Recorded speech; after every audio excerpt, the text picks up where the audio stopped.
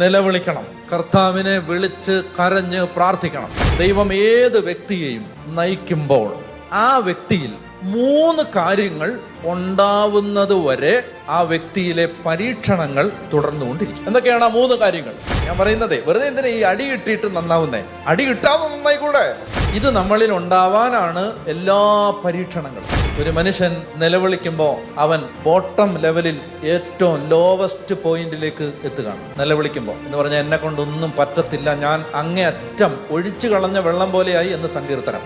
അവിടെ എത്തുന്നതിന്റെ തെളിവാണ് ഒരുത്തന്റെ നിസ്സഹായമായ നിലവിളി. എന്നെ കൊണ്ടൊന്നും നടക്കത്തില്ല എന്ന് അയാൾ പറയുന്ന പോയിന്റാണ് ആ ലോവസ്റ്റ് പോയിന്റ്. ജീവിതത്തിൽ ഏത് ദുശീലങ്ങളും മാറണമെങ്കിലും ഒരു പ്രാർത്ഥന ഇതാണ്: എന്നിൽ വസിക്കുന്ന പരിശുദ്ധാത്മാവേ, എൻ്റെ മുൻകോപത്തെ എടുത്ത് മാറ്റാൻ എന്നെ സഹായിക്കണം. നിന്റെ ശരീരത്തിൽ എൻ്റെ കുടുംബത്തിന് വേണ്ടതെല്ലാം ഉണ്ട്.